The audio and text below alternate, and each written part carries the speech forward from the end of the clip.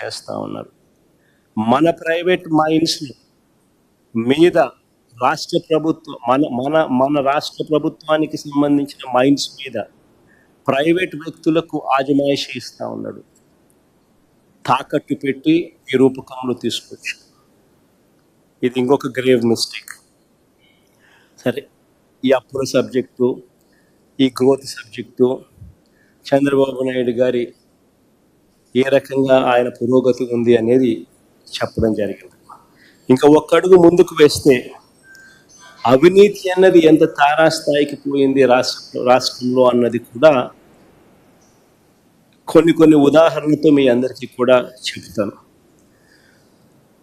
ఈ మధ్యకాలంలోనే అవినీతి ఏ తారాస్థాయికి చేరింది అన్న దానికి నిదర్శనంగా axis energy venture India private limited అనే కంపెనీ, ఒకసారి గమనించినట్టయితే ఇది కాదమ్మా, ఇది కాదు డేటా, ఇది కాదు స్లైడ్, ఇది కాదు. Axis energy venture India private limited కంపెనీతో విద్యుత్ కొనుగోలు ఒప్పందం ఈ మధ్యకాలంలోనే చంద్రబాబు నాయుడు గారు చేసినారు.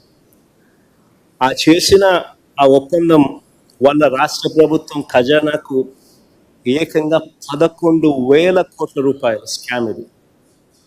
I repeat this number once again. ఏకంగా 11,000 కోట్ల రూపాయల స్కామ్ ఇది.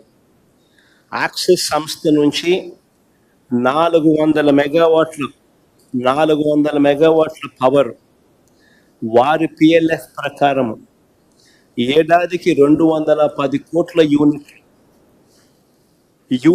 ₹4.60 చొప్పున కొనుగోలు చేస్తూ ఉన్నారు. అంటే దాని అర్థం ఇది కాదులేమా, ఆ స్లైడ్ వేరే స్లైడ్, ఆ స్లైడ్తో కన్ఫ్యూజ్ కావకండి, ఆ స్లైడ్ వేరే స్లైడ్.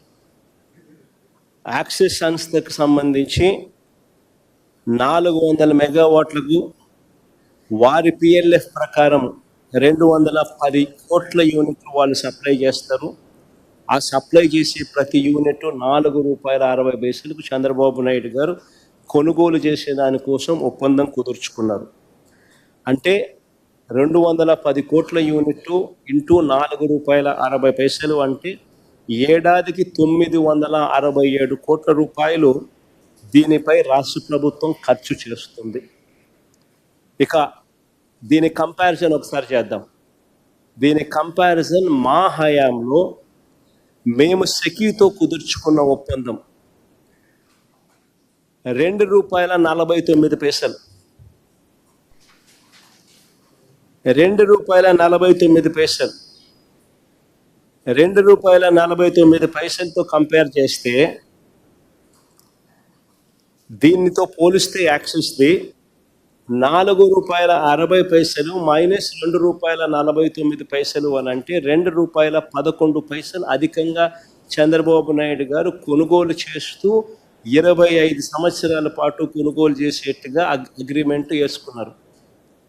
అంటే 210 కోట్ల యూనిట్లు ఇంటూ ₹2.11 ఈ వ్యత్యాసంతో మల్టిప్లై చేస్తే సంవత్సరానికి 440 కోట్ల రూపాయల స్కామ్.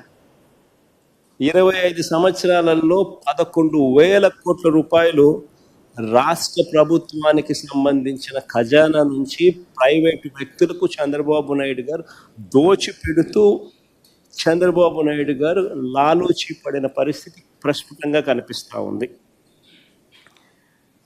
ఇది ఇచ్చేటప్పుడు చంద్రబాబు నాయుడు గారు చాలా తెలివిగా బీబీబీ అని చెప్పి ఒక విచిత్రమైన బండ్లింగ్ బ్యాంకింగ్ బ్యాలెన్సింగ్ అని చెప్పి ఒక విచిత్రమైన ఆర్గ్యుమెంట్ తీసుకొచ్చాడు. ఆశ్చర్యం కలిగించేదనంటే 4